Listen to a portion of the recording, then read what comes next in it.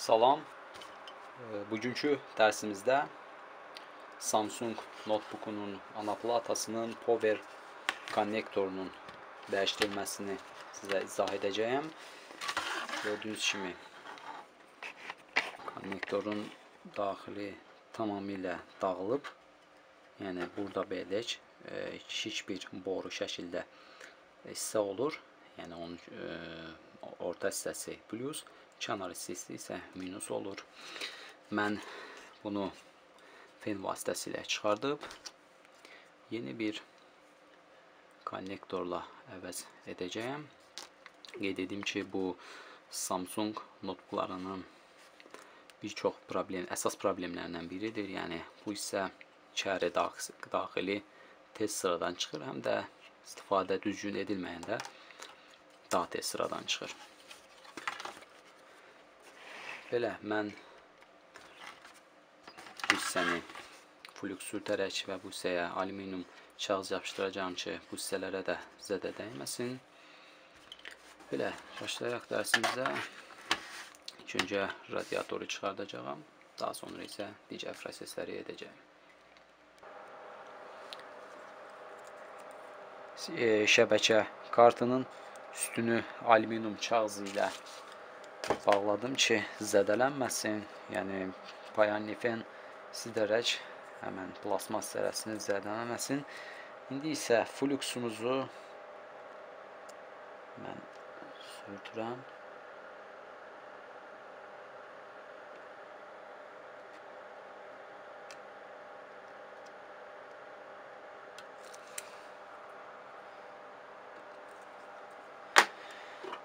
Fenimizi 380 dərəcəyə qoyuram və hava temperaturunu belə deyək, şkalaya görə, yəni 5-6-ya istədiyiniz formada nizamlaya bilərsiniz. Belə deyək, havanın çox sürətlə vurması yaxşı deyil. Yəni bu cür belə konnektorları dəyişdiyiniz zaman sürətlə vurması yaxşı deyil. Yəni havanın təzyiqi güclü olmalı deyil. Belə başlayaq. Şöyle kənarlarına cəzdiririk, yəni bu formada, yəni bir nöqtədə saxlamayın, çünki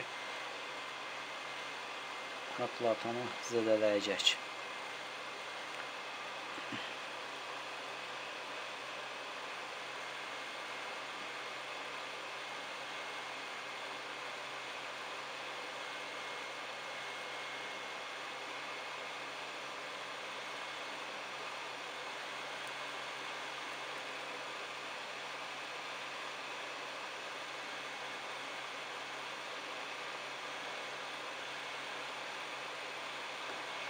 Və budur.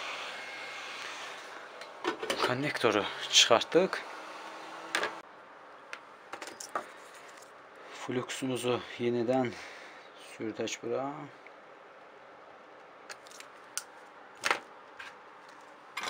Payanlikimizdə.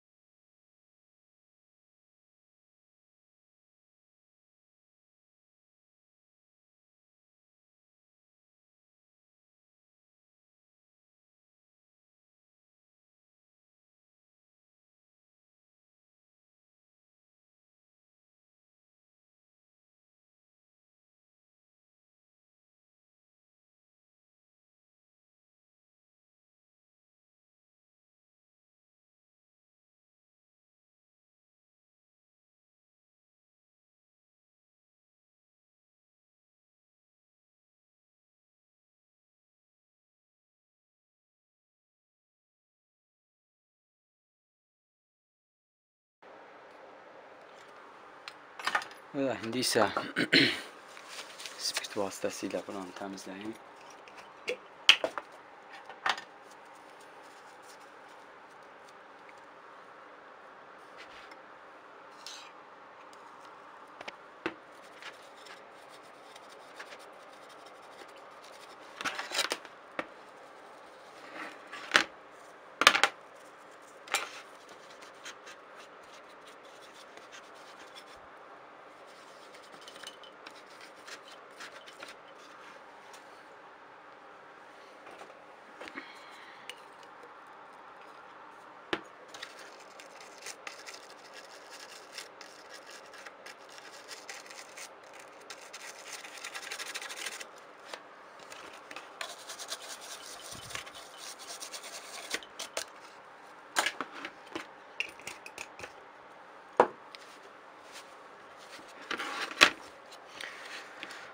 artıq hazırdır.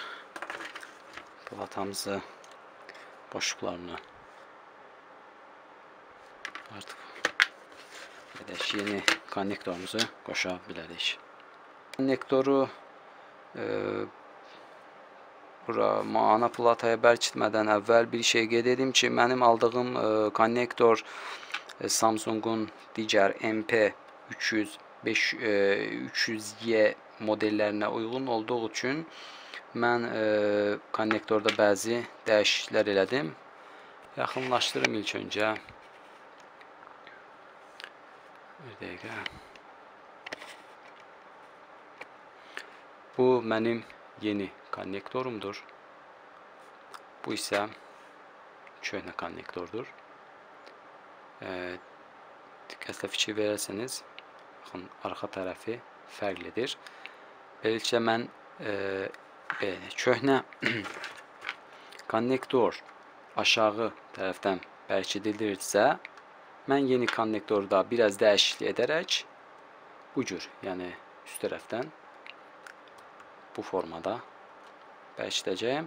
Qeyd edim ki, mən belə konnektorda nə dəyişiklik etdim? Baxın, buradakı iki ayağı biraz incələtdim, biraz nəzik etdim. Buradakı power ayağı isə ləğv etdim. Səbəbi isə, bir daha göstərim sizə. Gördüyünüz kimi, baxın, power ayağı uzun olduğu üçün bura plataya toxunurdu. Mən isə nə eləyəcəm? Bu ayaqlar artıq yerinə oturdu. Buradakı konnektoru isə, baxın, burada plus bölməsi var. Baxın, bu hissəni buradan bir sim çıxadaraq gətirəcəyəm, baxın, bu bölməyə. Yəni, plusu artıq mən sim vasitələ verəcəyim. Qeyd edim ki, belə olduğu halda heç bir problem olmayacaqdır. Notebook'umuz tam problemsiz şəkildə çalışacaqdır. İndi isə konnektorumuzu qaleyləyək. Daha sonra isə notebook'umuzu yığaraq test edəcəyik.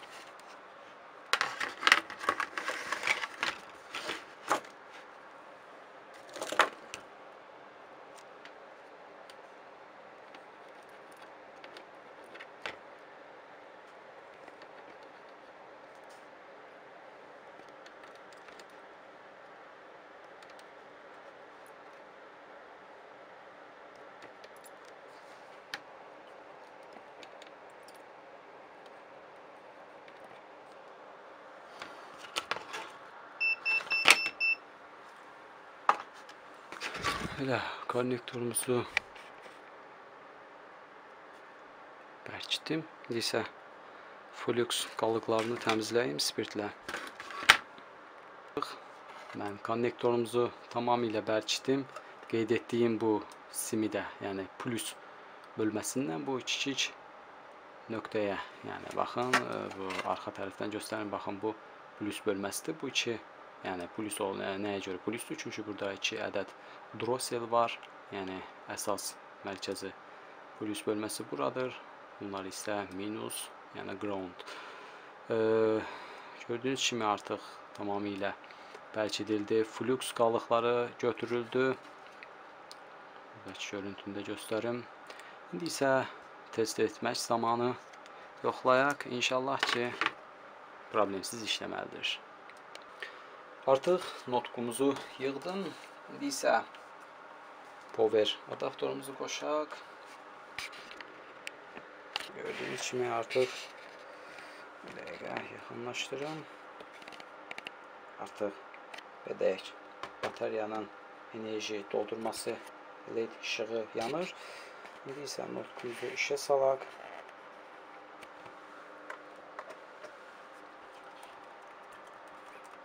Və budur, artıq konnektorumuz bərpa olundu və notebook'umuz da işləş vəziyyətdədir. Bu qədər dərsimiz yekunlaşdı. Ümid edirəm ki, bu cür üsul, yəni konnektorun fərqli olmasından, yəni Samsung digər modellərinin konnektoru fərqli olmasına baxmaraq, mənim izah etdiyim yöntəmlə konnektoru ana plataya bərkidə bilərsiniz, yəni quraşdırmaq mümkündür. Ümid edirəm ki, bu dərslik də sizin üçün yararlı olar. İnşallah yeni dərsimizdə görüşərik. Sağ olun, özünüzə yaxşı baxın.